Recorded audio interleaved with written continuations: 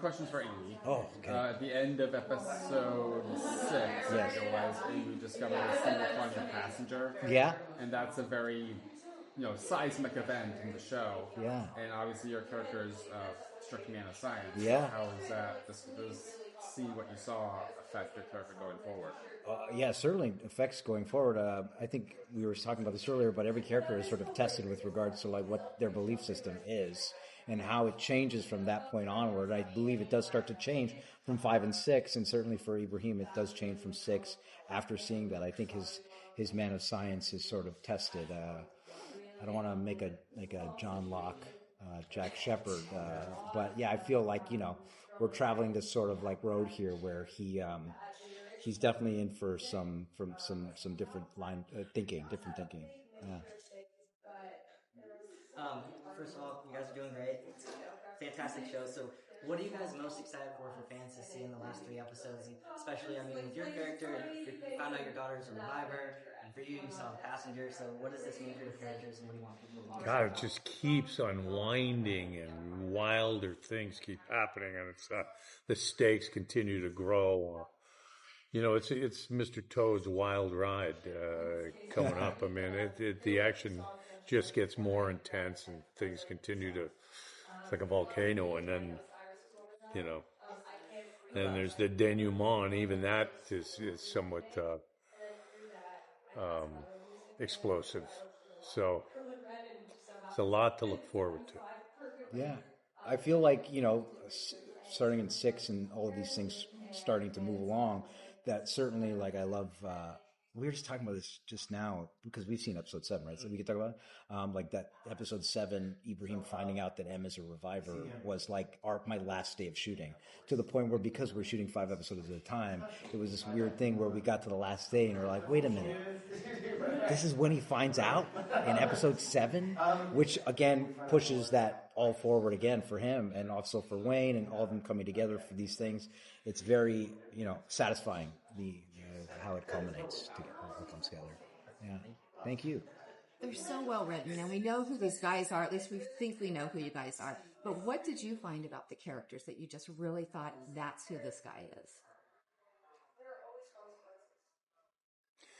Well, I think we had been talking about this earlier, the fact that we are all sort of wind up meeting the person we thought we were and having that dashed on the rocks, and then having to deal with the fallout for all these belief systems that we, built through our life, and suddenly we're thrust into this insane, crazy, unbelievable world, and the things that we thought were important have changed or dissolved, and so that, I think, for me would be, if that answers your question, I think. I feel like it was like a different learning experience every day on set too. Like depending on which characters were in a scene, it was sort of interesting to see what the dynamic would be. Like that was what made it a lot of fun because, Ibrahim and Wayne are different than Ibrahim and M, and Ibrahim and Dana are different and it's just so. Also, I said this earlier, but David and I met, and he got up and shook my hand, and I was like, this is our dynamic between these characters as well. Like he's a new guy coming into this town, like he's not in charge. Someone who knows seemingly everything, he has to give leeway to also. But even in the end, we come together in a common direction, where we butted heads certainly in the beginning. All of that sort of stuff happened. So that added a great dimension to the piece. Yeah. Which you could see immediately there was some great dimension just even in the pilot, and because the writing was handled so well. So that's what interested me in the beginning, was how well it was written, how well it was handled, and what an interesting, fun place to play.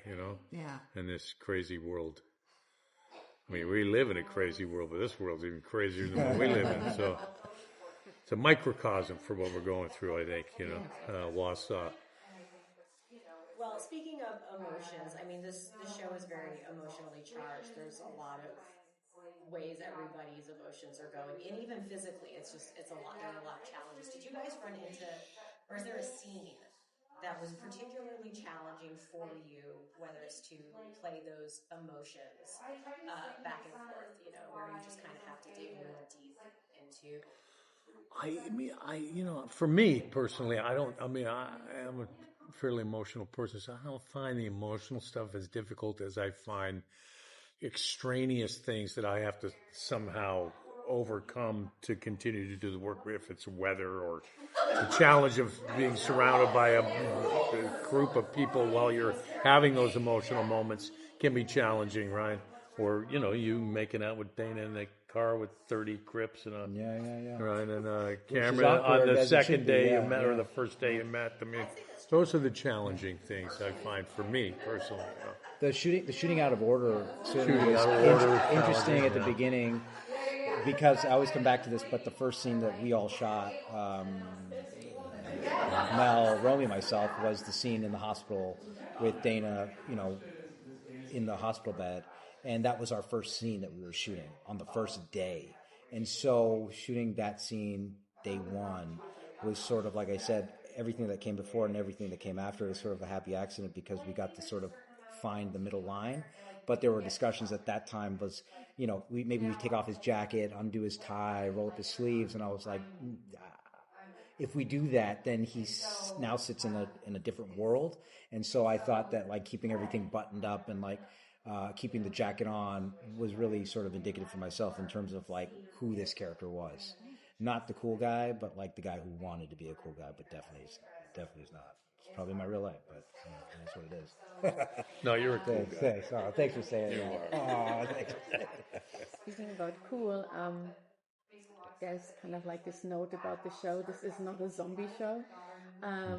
So in which way do you feel? It's not your mother's zombie show. No, yeah, definitely not. Actually better than a zombie show. But in which way do you feel revival isn't a revival, but actually an original idea, and because so many things we see aren't feeling that originality. Right, that's what this show just shakes up everybody, even the audience, right? Shake your understanding of things, maybe, if you will.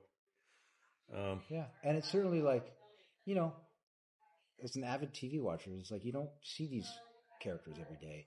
Maybe you see one or each of these individual characters like populating shows throughout, but all of them exist in the same world, like the sheriff's office. Like, you have Nathan Dales and Mark Little, and you have, all of this great cast of people and these characters. And it's certainly just like fascinating to me, because we're not privy to that kind of thing on television as much anymore. I would say, as a sci-fi. It's like Andy of Mayberry in space, sort of. Give those crazy characters, Green Acres, and those things for those of us old enough to remember.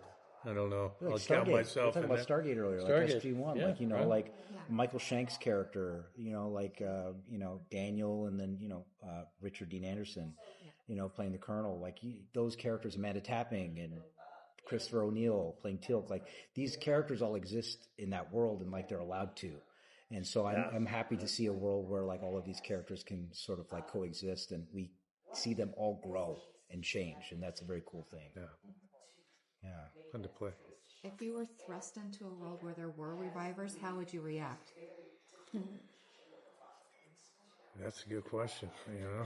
I guess initially the way Wayne reacted, I would probably act initially. You would definitely be wary and suspicious, and I think we're still suspicious. This is knowing everything that we know, because I'd be like, how do we get that reviver tissue? Yeah. How do we get our hands on it? Yeah. How we that sort of Yeah. be cool, I mean, be weird but cool. yeah.